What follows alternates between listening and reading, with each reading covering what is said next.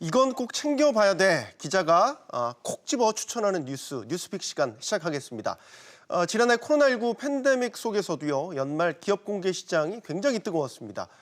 일각에서는 1999년 닷컴 열풍마저 뛰어넘을 정도였다, 이런 평가도 내리고 있죠.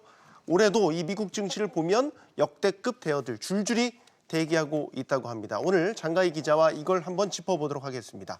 장 기자, 일단 지난해 상장 대박을 터뜨린 기업 어디가 있습니까? 네, 미국판 배달의 민족이죠. 도어대시, 그리고 숙박 공유 업체 에어비앤비입니다. 네, 도어대시, 그러니까 음식 배달 업체니까 아마도 코로나 수혜주로 관심을 받았던 것 같은데 맞죠? 네, 맞습니다. 네, 대단하군요.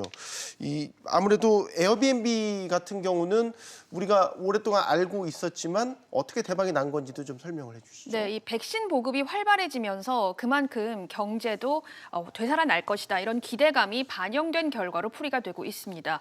도어대시는 나스닥 상장 첫날 시가총액 1,000억 달러를 넘어서면서 기업 가치를 2배 이상 끌어올렸습니다. 네.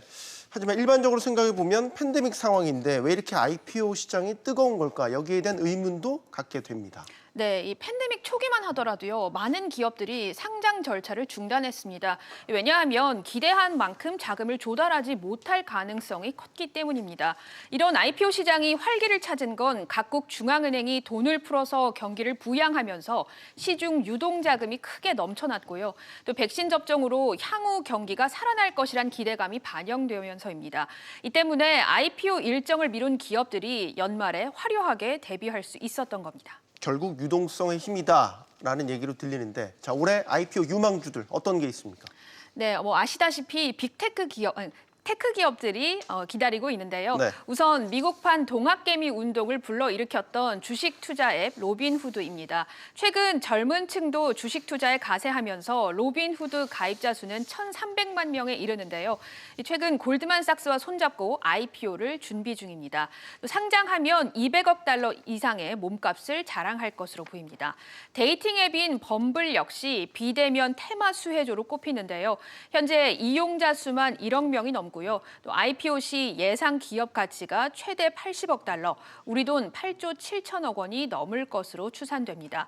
또 온라인 장보기 구매 대행 업체 인스타카트도 올해 뉴욕 증시에 데뷔할 예정인데요. 역시 큰 관심이 쏠리고 있습니다. 아무래도 유동성에 힘입어서 IPO 시장이 이렇게 떴다라고 한다면 일각에서는 과열 아니냐, 거품 아니냐, 이런 우려를 계속해서 제기할 수 있을 것 같아요. 맞죠? 네, 그렇습니다. 지난해 미국 IPO 시장에 몰린 자금이 1,560억 달러인데요. 이는 닷컴 버블이 있었던 1999년을 기록을 넘어선 겁니다. 개별 기업들의 실적만 봐도 우려의 목소리가 나올 만합니다. 지난해 상장한 도어대시는 주가는 올랐지만 순이익은 마이너스입니다. 또 스노우플레이크처럼 한 번도 순이익을 내지 못한 회사도 적지 않습니다. 또 기업들의 재무 상태가 개선된다 하더라도 수익성 없는 스타트업의 가치가 현실과 동떨어진 수준으로 치솟고 있어서 과대평가는 금물이다, 이런 지적도 나오고 있습니다. 그렇군요. 뉴스픽 장가희 기자였습니다. 잘 들었습니다.